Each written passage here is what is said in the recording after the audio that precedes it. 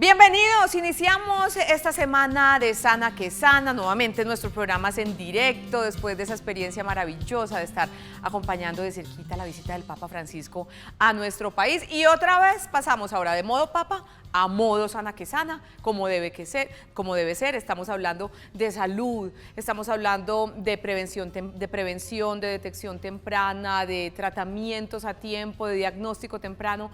Y bueno, ese es nuestro eslogan y nuestra razón de ser en Sana que Sana. Y hoy vamos a hablar de un tema relacionado con la salud de nuestros huesos. Y es que los huesitos también, además de la osteoporosis, tienen otros asuntos que los pueden enfermar. Vamos a hablar de osteomielitis. Itis, doctor Faiber Ramírez, cuando hablamos de itis estamos hablando de inflamación, Inflamación, ¿verdad? Correctamente. Osteomielitis, ¿qué es la osteomielitis, doctora Claudia Medina? La osteomielitis es básicamente una infección de los huesos que se puede producir en cualquier hueso del cuerpo. ¿Y qué tan común es el diagnóstico de la osteomielitis en nuestro medio, doctor Faiber? En niños es de cierta forma muy común, ¿cierto? En adultos básicamente se debe a traumas y en nuestro medio, con la accidentalidad que tenemos en moto, gran porcentaje de nuestros pacientes adquieren la infección después de traumas. Ah, perfecto. Les presento a nuestros invitados que por primera vez están hoy en Sana que Sana. Ya la doctora Claudia Medina, ortopedista y traumatóloga.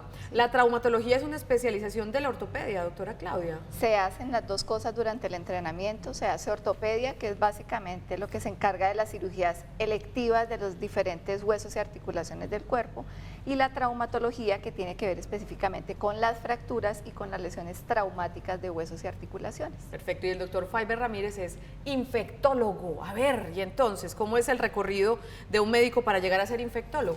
Bueno, son 6 años de medicina general, luego hacemos 3 años de una especialización en medicina interna y luego hacemos 2 años en enfermedades infecciosas.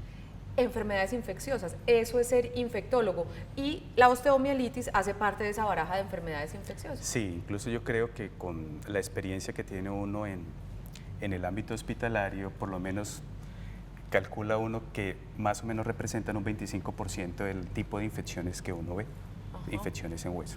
Perfecto. Y la combinación ortopedista e infectólogo es lo necesario y lo que se usa para tratar generalmente los casos de osteomielitis, Claudia. Sí, hoy día realmente es un binomio necesario, desafortunadamente no disponible en todos los hospitales de nuestro país, pero sí es un binomio necesario en beneficio del paciente porque trabajamos mucho mejor en equipo. Una persona que sea especialista exclusivamente en infecciones y otra persona que pueda hacer el tratamiento quirúrgico, que no lo hacen los infectólogos. Imagínate, Olga, que hay estudios incluso publicados en nuestros medios en donde si solo el ortopedista trata la osteomielitis o solo el infectólogo trata la osteomielitis, no es igual el resultado, es decir, le va peor que si los dos juntos tratan la osteomielitis. Perfecto. Por eso usualmente esta enfermedad requiere un manejo conjunto. Agradecemos, antes de que se nos pase, a la IPS de la Universidad de Antioquia, que nos prestó a estos dos especialistas este ratico para acompañarnos en Sana que Sana, y adelante. Claro que sí. Siéntense, están en su casa. Y a los televidentes, osteomielitis, inflamación de los huesos, más común. Vea, yo sabía que ese cuadrito, él es la llave de tu corazón, pero se está cayendo mucho en el set de Sana que Sana. Bueno, voy a intentar arreglarlo mientras le damos la bienvenida a nuestros. Me va a tocar ponerlo así de ladito, me disculpan, ahorita lo organizamos bien. 305-316-6560 es nuestra línea de WhatsApp para los televidentes de Sana que Sana. Osteomielitis. Me decía el doctor Faiber que es un asunto que es común en el diagnóstico. De pronto uno en el medio no la escucha tanto. Cuando yo he programado los temas, pienso en osteomielitis, yo sí la he oído nombrar, pero obviamente no se escucha con tanta frecuencia como otro tipo de asuntos. Me decía usted que es muy común en los niños. ¿Por qué es tan común en los niños, doctor Faiber? Es más común en los niños en el sentido de que básicamente la infección se da porque las mismas bacterias que portan los niños entran a través de la sangre y se implantan en los huesos, ¿cierto? Digamos, es una patología mucho más de origen médico, pero en adultos es mucho más de origen traumático, básicamente por accidentes. Entonces hay una pérdida de la continuidad de la piel, ¿cierto? Te accidentas, se daña la piel, se expone el hueso al ambiente y todas aquellas bacterias que incluso están en el ambiente o en la piel pueden ser potencialmente la causa de la infección del hueso. empecemos justamente a desarrollar nuestro tema. Como siempre, hemos ido visitando las calles de Medellín y hay algunas inquietudes en particular que los televidentes, los ciudadanos del común nos han planteado con relación a nuestro tema de hoy, que es la osteomielitis. Veamos acá. Hola, mi nombre es Víctor Hugo Zapata y me gustaría saber por qué se pueden infectar nuestros huesos. ¿Por qué se pueden infectar nuestros huesos, doctora Claudia? Bueno, básicamente hay tres maneras como un hueso se puede infectar. Uno es lo que nosotros llamamos diseminación hematógena, o sea, es cuando una persona tiene cualquier infección en cualquier otra parte del cuerpo que no sea un hueso. Esas bacterias circulan por la sangre, circulan por todo el cuerpo y en algún momento van y se meten en un huesito y pueden producir una infección. ¿A través de la sangre? A través de la sangre por infecciones en otro lado, que es la vía más común en los niños, que ya Fiber nos había explicado. La otra manera es por algo que llamamos contigüidad y es cuando una persona tiene una úlcera, cuando tiene una herida, que sufre una infección y esa infección de esa herida puede terminar contaminando el hueso. Y la otra, que es la que denominamos por inoculación, y es en los pacientes en los que sufren una lesión traumática que involucra el hueso también, el hueso rompe la piel, se contamina con bacterias y se produce la infección, o en los casos de posoperatorios, que es absolutamente conocido que siempre que se hace una cirugía existe un riesgo de infección, por más que tomamos todas las precauciones del caso para que eso no suceda, y ese riesgo de infección puede ser hasta el 2%. Esa infección que puede adquirir un paciente en cirugía puede ser productora de una osteomielitis también. Entonces son las tres vías por las que uno puede sufrir una infección. El doctor Fiber nos decía ahorita que los accidentes que se presentan, que registran traumas relacionados con huesos, por ejemplo accidentes de tránsito, son muchas veces el origen de una osteomielitis. El hecho de dar un primer auxilio adecuado en ese tipo de fracturas, de cubrir adecuadamente la zona afectada, ¿puede evitar la osteomielitis de alguna manera o no? Pues Olga, pensaría uno que sí, pero digamos estudios que nos indique que se haya cuantificado eso, de tal forma que yo te diga que puede, digamos, beneficiar de esta forma, no te lo puedo decir. Sin embargo, se sabe que una vez el hueso se expone al ambiente externo, solamente ese factor, así sea 2 minutos, 1 minuto, puede ser suficiente para que durante el tiempo esta bacteria que entra en contacto con el hueso pueda desarrollar un proceso infeccioso como tal a ese nivel. Entonces, claro, un hueso expuesto, entre menos expuesto esté, pues mucho mejor para la persona, ¿cierto? El cubrimiento, la no manipulación de la fractura y estas cosas pueden beneficiar en algo. Pero se sabe que solamente una exposición, así sea de segundos, minutos, del hueso al ambiente puede ser suficiente para desarrollar la infección. Digamos que es menos peor, como decimos por acá en Antioquia, si la persona se le presta el auxilio adecuado, si no se manipula, se intenta organizar el hueso y se tapa correctamente. Usualmente se hace el cubrimiento. Perfecto. Y es que ese cubrimiento debe ser hecho por una persona que tenga la experiencia haciéndolo, porque a veces las personas por hacer más terminan haciendo menos o cubriendo con alguna cosa artesanal o cubriendo con vegetales, o pues las posibilidades son ilimitadas, o sea, uno no se alcanza a imaginar toda la cantidad de cosas que se le puede ocurrir a la gente para tapar, porque ven el hueso ahí expuesto. Eso debe ser cubierto con unos apósitos por personal de atención prehospitalaria, apósitos que estén estériles, con solución salina también que ojalá esté estéril. Entonces esa manipulación realmente la debe hacer alguien que tenga el entrenamiento para hacer. Yo sé que para ese tema, y me estoy deteniendo en el tema de ese manejo de fracturas, porque insisto, el doctor Fiber nos dice que es una de las causas más comunes de la osteomielitis. Habría que hacer un programa entero, habría que traer a Cruz Roja Antioquia y enseñar todo eso, pero una pregunta: ¿cómo no embarrarla más? Es decir, si yo me encuentro una persona que se fracturó, que tiene hueso expuesto, si yo no soy personal de atención prehospitalaria, si no tengo la solución salina y las gasas, más bien, ¿qué no debo hacer? O sea, aparte que llamo a la ambulancia inmediatamente, obvio, pero ¿qué no debo hacer para infectar más o hacer más susceptible esa herida y ese hueso expuesto a una infección? Entonces, si el hueso está expuesto, lo que tiende a hacer la gente usualmente es a alar la extremidad para acomodar. Ay, se salió la punta del hueso, metamos la punta del hueso porque es que se le salió. Pero resulta que esa punta de hueso ya está contaminada o embarrada o con vegetal, y si alamos la extremidad e introducimos la punta del hueso otra vez allá entre los músculos, pues toda la contaminación de afuera se va para adentro.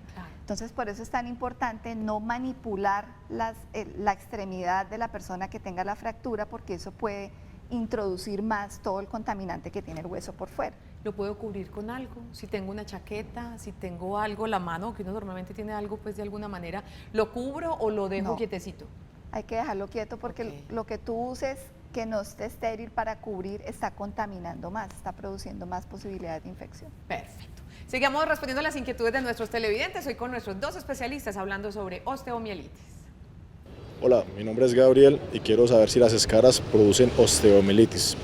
Las escaras, las úlceras por presión de las que ya hemos hablado en Sana que Sana, por ejemplo, cuando el paciente está en cama mucho tiempo y empieza a tener esas heridas que a veces penetran la piel, ¿eso puede ser una causa de osteomielitis?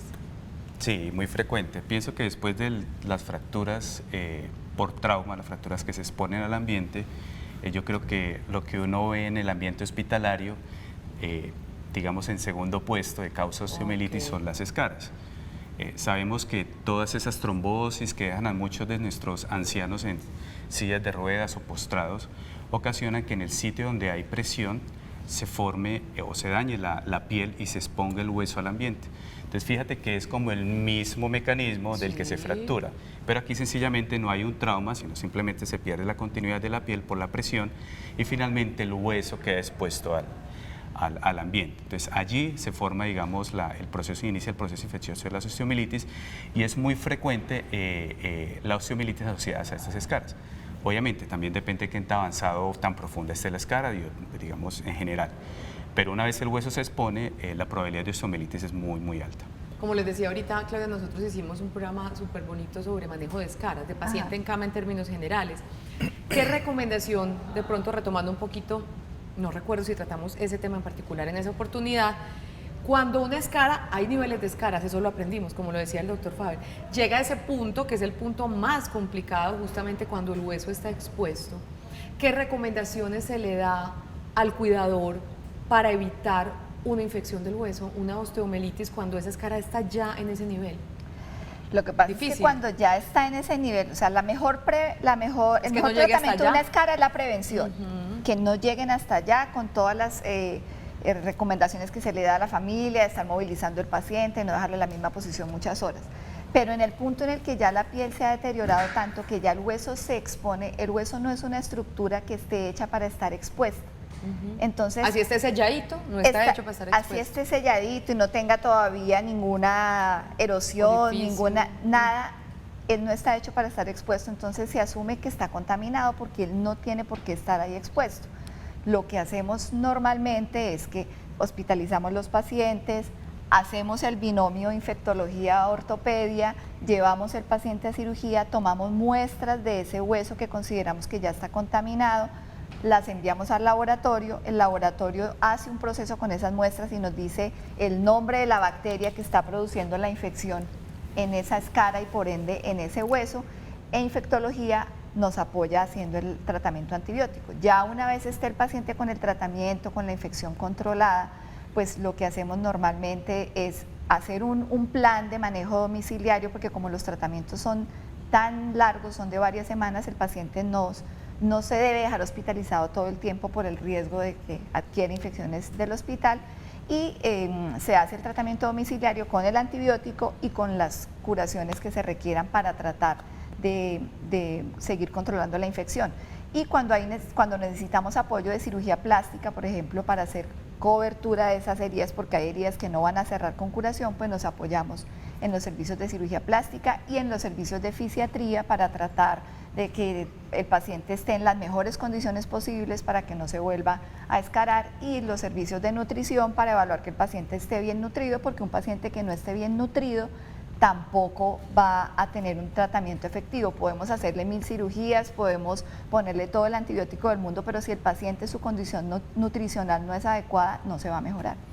Imagínate que una osteomielitis por escara nosotros consideramos que es una tragedia, porque el llegar a una osteomielitis con escara puede requerir incluso un tiempo tan corto como 3 días, ¿sí? Pero poder curar esa escara, por lo menos un paciente en promedio duran 2 meses hospitalizados.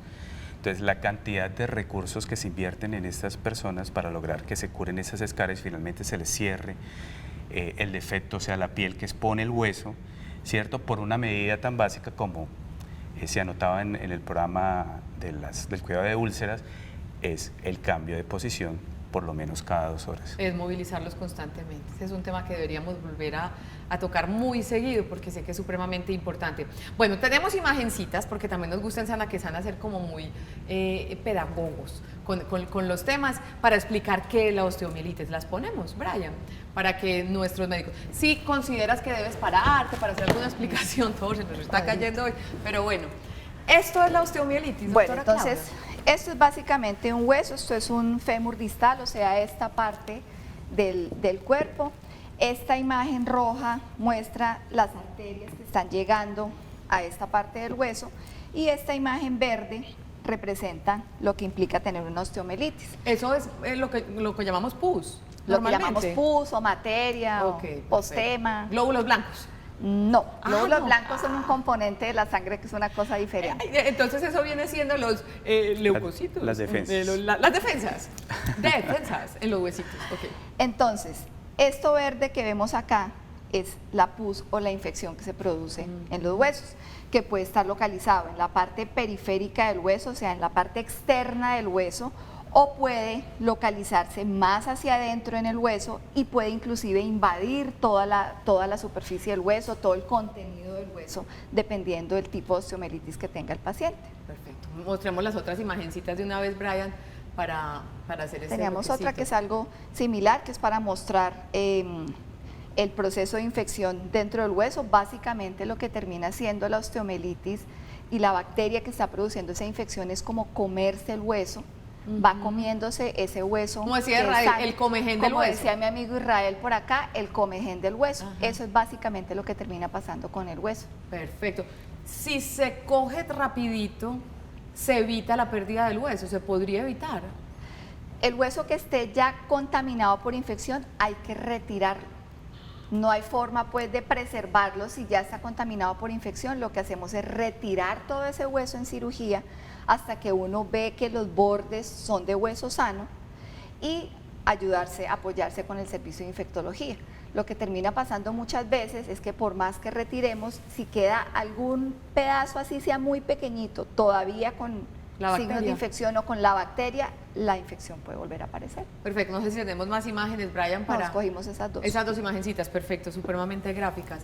O sea que ese huesito, doctor, esa bacteria, empieza a hacer su trabajo, a comerse el hueso y se puede pasar incluso a otros huesos, doctor. O solo ataca inicialmente esa estructura de un hueso. Es decir, cuando hay, digamos, huesos que están muy continuos, por ejemplo, a veces en los pies diabéticos, los metatarsianos Tenemos que una están imagen allí de pie muy diabético por continuos, puede pasar por continuidad la infección de un huesito a otro huesito, lo que usualmente no ocurre en huesos largos. Depende del mecanismo con el cual llegó la bacteria allí, una vez se implanta allí puede ser extensa o localizada en ese hueso, pero es muy raro que se vaya de un hueso, por ejemplo, en el caso hablando del miembro inferior, que se vaya, por ejemplo, de la tibia al fémur. Pero en el pie, como tenemos muchos huesitos pegaditos y se infecta también todo el tejido que hay alrededor de Mostremos ellos. la imagen del pie, Entonces, que la puede tenemos ahí, pasar Brian. La imagen de del un pie. lado a otro la infección y comprometer más de un hueso. Eso usualmente se ve en los pacientes que tienen pies diabéticos. Ajá. Me recuerda que es el famoso pie diabético. Eso es lo que estamos mostrando ahí. Esta es una imagen de diabetes.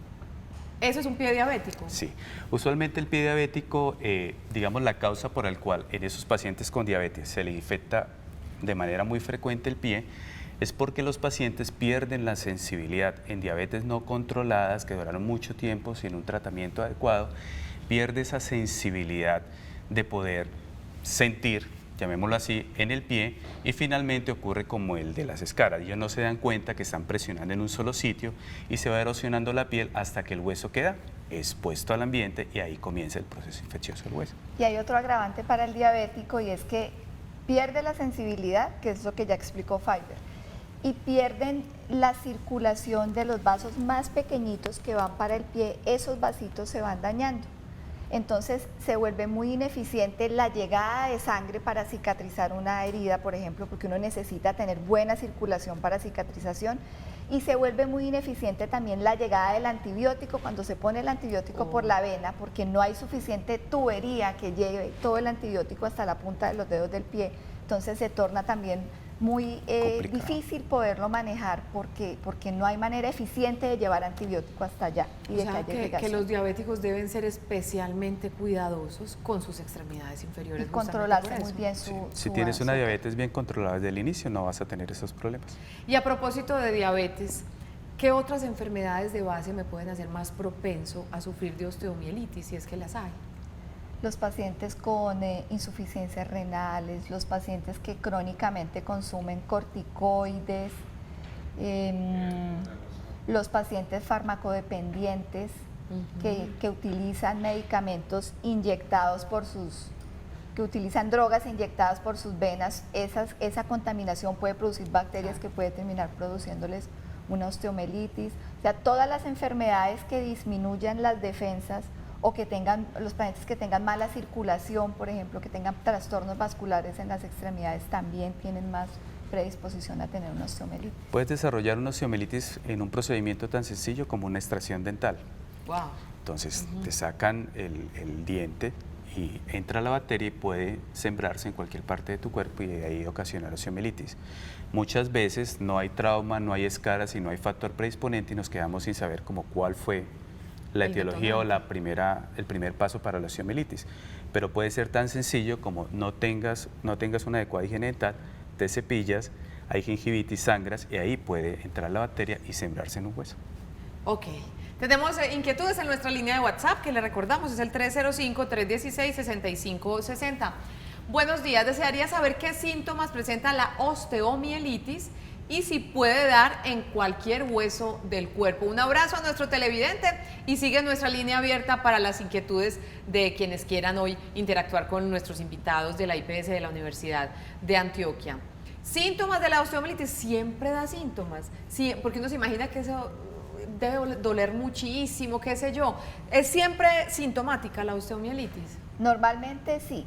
Lo que pasa es que la osteomielitis puede ser aguda, que aguda es cuando está recién apareciendo y produce dolor, produce fiebre, la extremidad se pone roja, caliente. En algunos casos inclusive la materia o la pus que tiene el paciente ahí puede buscar un sitio de salida, entonces puede haber salida de pus por algún sitio de la extremidad. Eso cuando ya está la cosa muy grave. Exacto, se va Exactamente. llenando hasta que termina rompiendo la piel, sale la pus y obviamente pues es mucho más evidente que hay una infección. Y hay unas fases de la osteomielitis que se consideran crónicas, que son pacientes que llevan meses o años de su vida con una infección en el hueso y tienen periodos en los que se agudiza y duele y les da fiebre y se pone rojo, y tiene periodos de su vida en los que no duele, pero que igual tienen una osteomielitis, solamente está drenando, pero no les produce toda esa cantidad de inflamación que en una osteomielitis aguda. ¿Y qué es lo preferible, doctor? ¿Que sea muy notoria o que sea más silenciosa o cómo es eso? Eso tiene fases y a veces es muy difícil pescarla en la fase aguda y usualmente las consultas son en las fases tardías. Usualmente, ¿cuál es el hallazgo más frecuente por el cual la persona dice voy a consultar? Y es como decía Claudia, el hueso bota pus y eso tiene que salir por algún lado. Entonces, esa pus usualmente causa lo que llamamos fístulas y es una ruptura de la piel y en el cual por ahí empieza a botar, usualmente el paciente refiere o lo manifiesta como agüita. Entonces, bota agüita, puede ser un punto muy pequeñito, bota agüita y eso es un signo ya de un proceso infeccioso ya completamente establecido. Entonces, a veces, digamos, no se detecta a tiempo porque de pronto un dolor en la pierna o algún malestar o cansancio, lo que sea, es muy frecuente, ¿cierto? No todo el que le duele la pierna pues va a decir tengo osteomielitis o hay algo malo en mí, pero usualmente cuando ya es estético, la fístula, bueno, eso ya como que no es normal. Ese paciente debió haber sentido dolor en la pierna con frecuencia. En algún momento. En algún momento. Si él hubiera consultado inmediatamente, habría evitado que se convirtiera este asunto en algo de infección. Sí, tan lo que duro. pasa es que el dolor no es un dolor ni constante, ni es un dolor, digamos, muy severo como para que uno lo obligue a consultar. Usualmente puede ser un dolor que cualquiera puede interpretar como un cansancio. Caminé mucho, estoy cansado, me duelen las piernas. Y no necesariamente hay fiebre, por ejemplo. No. Usualmente la osteomielitis de los procesos infecciosos, digamos, es curioso en este caso porque no da fiebre, porque usualmente es una infección muy localizada en ese sitio del hueso. Cuando ya la infección digamos, se vuelve mucho más evidente, que ves roja la pierna y estas cosas, sí da fiebre, pero la osteomielitis como tal no da fiebre. Incluso puede no colocarse roja la pierna y solamente tener el sitio donde bota pus, sin fiebre. Hay pacientes que nunca le ponen, digamos, atención a ello y uno les pregunta, ¿cuánto tiempo llevas con la fístula? 10 años, 8 años, 4 años. Así no debe ser. No. Así no debe ser, uno no puede acostumbrarse al dolor, ni a una molestia de Pero esas. es que ese es el problema, que como no siempre les duele, entonces les dolió mientras estaba acumulando la pus, pero ya cuando hacen la fístula y drenan, descansan. Entonces van a la farmacia, compran cualquier antibiótico, toman, se sienten un poquito aliviados y la vida sigue. Pero si es una osteomielitis, obviamente el tratamiento no es ese y en algún momento vuelve y aparece, pero ya no con tanto dolor, entonces se vuelve una cosa crónica por la que el paciente como que no siente la necesidad de consultar porque el paciente sigue su vida, camina, trabaja, hace todo. Y las consecuencias, doctor Faibert, de que el tratamiento sea así, de que siga su vida, de que simplemente busque antibióticos, ¿cuáles son las consecuencias para la salud de los huesos de esta persona y para la salud en general de esta persona? Imagínate que, como habíamos dicho, es como el jejen del hueso, ¿sí? Entonces, aunque no es un proceso rápido, ¿sí? Poco a poco la persona va perdiendo masa ósea a ese nivel y el hueso se va debilitando a ese nivel. Entonces, hay pacientes, por ejemplo, que cuando ya consulta, toca hacerle la resección del hueso porque es tan extensa la osteomielitis. Es quitarle el hueso. Exactamente. Entonces, ya vienen tratamientos ortopédicos que requieren mucho tiempo para devolverle la funcionalidad a ese hueso.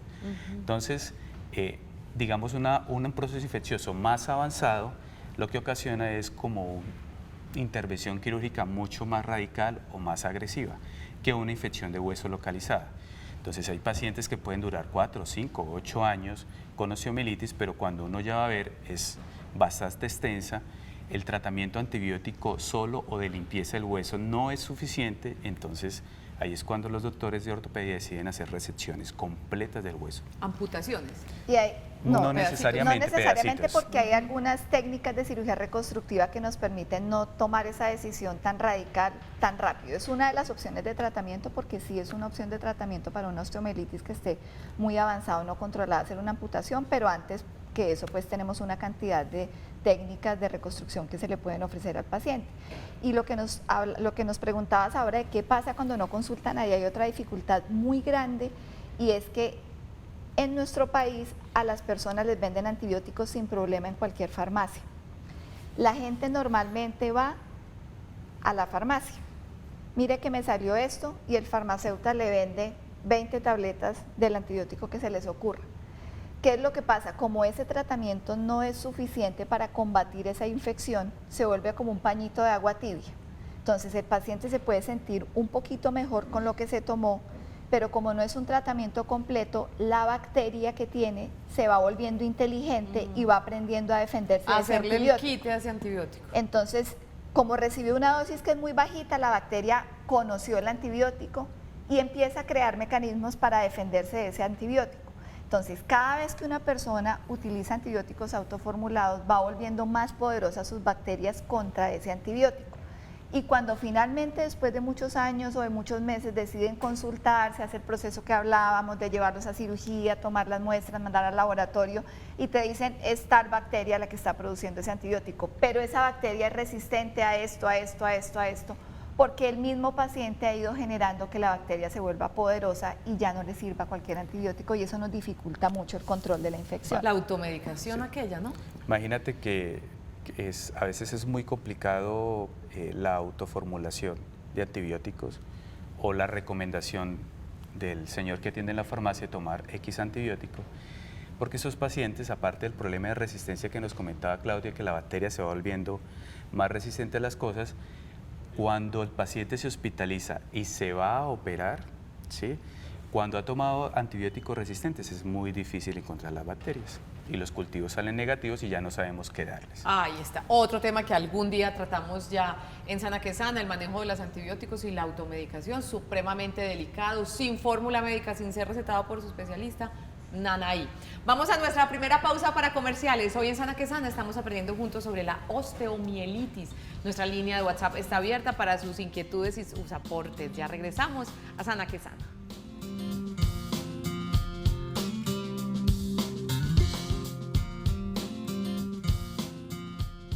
Seguimos en Sana que Sana, estamos hablando sobre osteomielitis. Y al respecto, la siguiente información. Factores de riesgo para la osteomielitis. Tener diabetes, una lesión reciente, cirugía que involucre huesos, estar sometiéndose a hemodiálisis y tener el sistema inmunitario débil. Seguimos hablando con nuestros dos invitados, la doctora Claudia Medina, ortopedista y traumatóloga, y el doctor Faiber Ramírez es infectólogo, es la dupla que debe atender a una persona justamente que está en tratamiento de osteomielitis. Y tenemos más inquietudes en nuestra línea de WhatsApp. Vamos con la primera. Y dice así, con entonado acento: soy un paciente con osteomielitis crónica porque los médicos no se ponen de acuerdo para el tratamiento entre ortopedista e infectólogo. Unos quieren amputación de la extremidad, otros no, confunden al paciente. La osteomielitis recorre el cuerpo. Hablemos de esa primera parte y bueno, asumo que tiene algo que ver con lo que yo le preguntaba, que se puede pasar de un hueso a otro, pero vamos con la primera parte, ese tratamiento como integral y todo este asunto. Lo primero que le quiero decir al televidente es que todos actuamos en beneficio del paciente.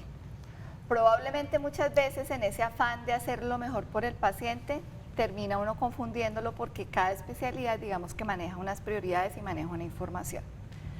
Siempre hay controversia en un paciente con una osteomielitis crónica que no se haya podido controlar, hasta qué punto le podemos ofrecer nosotros como traumatólogos cirugías reconstructivas y conservar la extremidad, o cuando tiene uno ya que bajar los brazos y decir definitivamente esta infección no sobrepasó, no la pudimos controlar, ya le hicimos toda la reconstrucción que podemos y no ha funcionado, y termina volviéndose una opción de tratamiento de la amputación, porque como les decía al comienzo, uno no puede pensar en la amputación como un fracaso del tratamiento, es una opción más de tratamiento.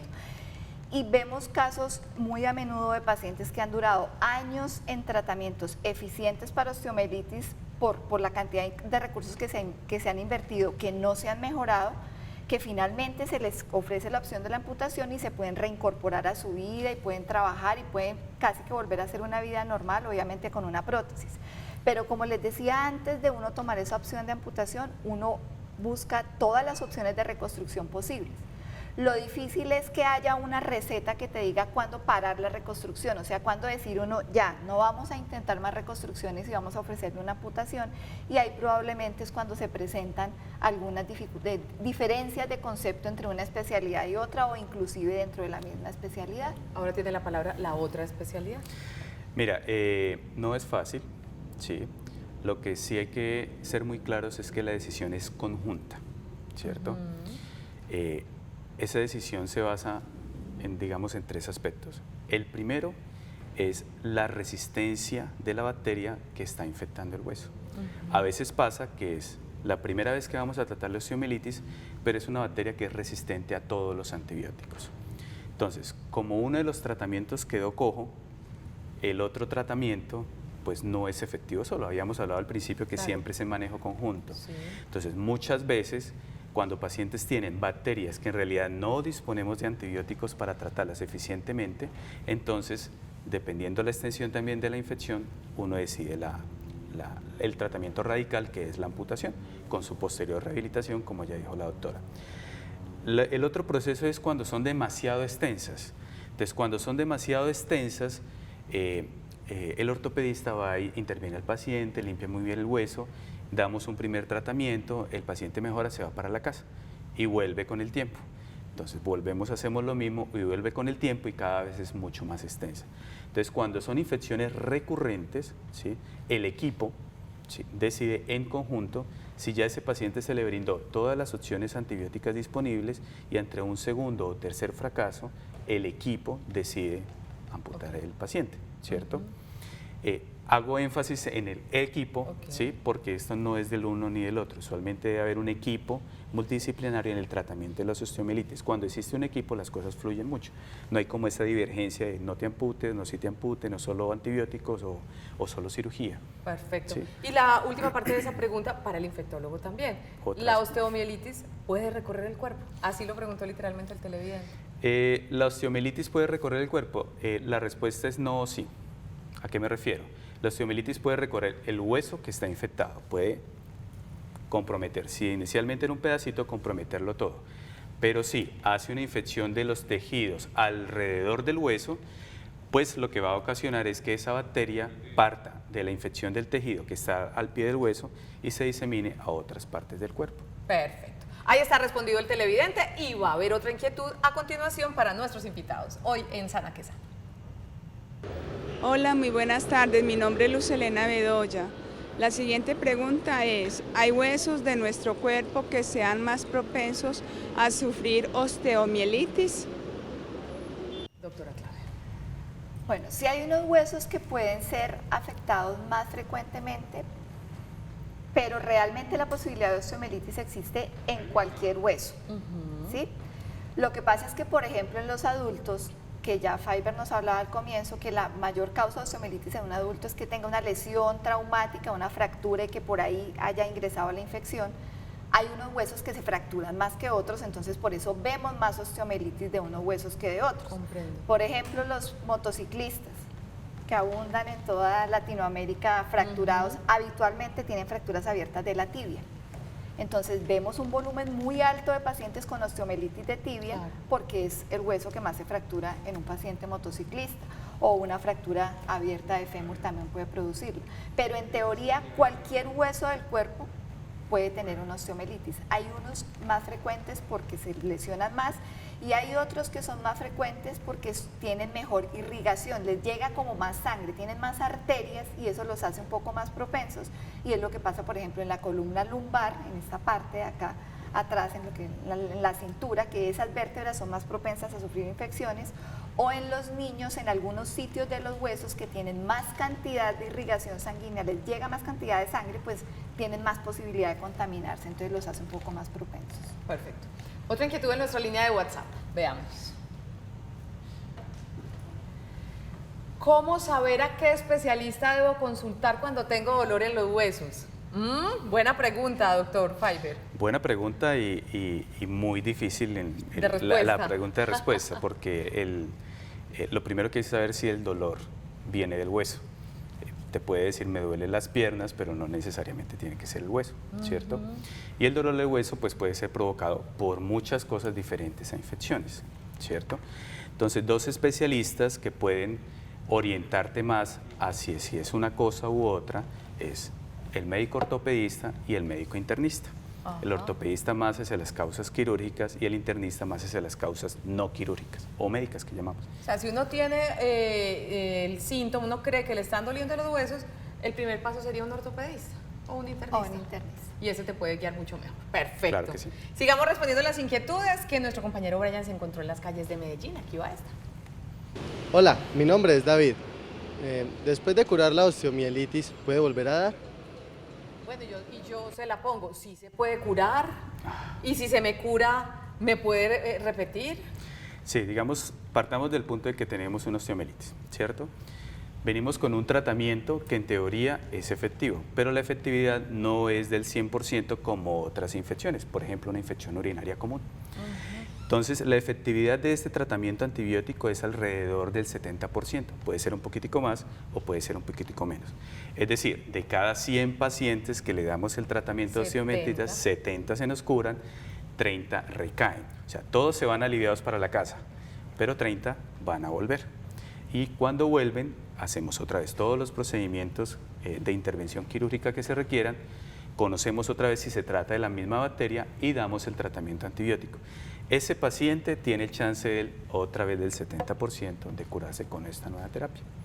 Pero hay pacientes, por ejemplo, que han tenido osteomielitis de niños, ¿sí?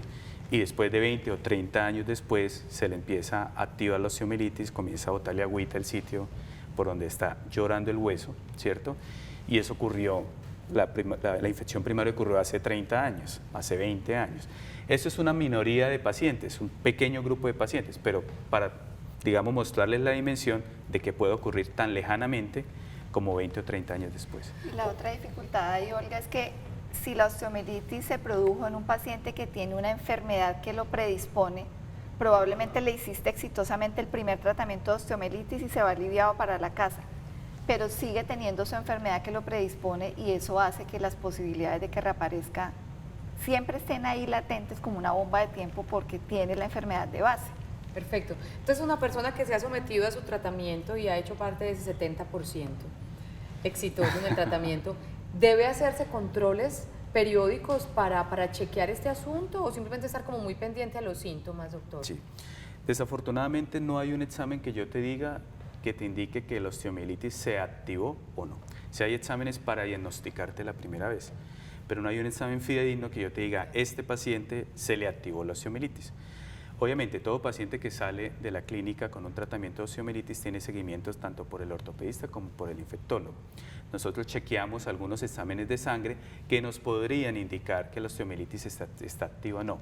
Pero básicamente decimos que la osteomielitis está activa si presenta otra vez la fístula o la secreción esta que contamos, que indica reactivación del hueso, que el hueso está llorando, le refieren los pacientes. Perfecto. Muy bien. Y seguimos en Sana que Sana, vamos a nuestra segunda pausa. Ya regresamos para ir ya concluyendo, redondeando nuestro tema de hoy, que es las infecciones en los huesos, la osteomielitis. Ya volvemos.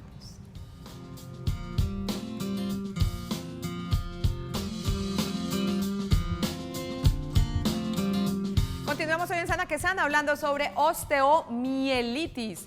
Síntomas de la osteomielitis: fiebre y escalofrío, dolor óseo, enrojecimiento, hinchazón y calor local, sudoración excesiva y tener una herida abierta. Vamos llegando ya al final de nuestro programa, pero tenemos otros dos inquietudes en nuestra línea de WhatsApp. Buenas tardes, tuve osteomielitis en mi tobillo izquierdo cuando tenía 7 años, nunca tuve fractura ni heridas en la zona. ¿A qué se debe que me haya dado? Un abrazo para ti, nuestro o nuestra televidente. Entonces, recordemos que al comienzo del programa hablábamos de las causas de una osteomielitis. Una, diseminada por la sangre, por tener una infección en cualquier otro lado, se van las bacterias por la sangre y contaminan, y es la causa más común en los niños, que es probablemente el caso de la persona que nos está preguntando. Tenía 7 años, nunca tuvo una herida, probablemente tuvo una infección en cualquier otra parte del cuerpo y esas bacterias circularon por la sangre y llegaron hasta el tobillo y le produjeron la osteomielitis. Perfecto. Esta primera parte para el doctor. Buenos días desde Pereira, un abrazo muy grande para los pereiranos. ¿Qué efectos adversos puede esperar un paciente tratado con rifampicina, vancomicina, clindamicina a causa de osteomielitis en la tibia, doctor? A ver, recordemos que todos los medicamentos son sustancias extrañas para el cuerpo, ¿cierto? Desde un acetaminofén hasta una aspirina puede tener efectos adversos. Usualmente los antibióticos los utilizamos por corto tiempo, infecciones urinarias, neumonías, infecciones de piel.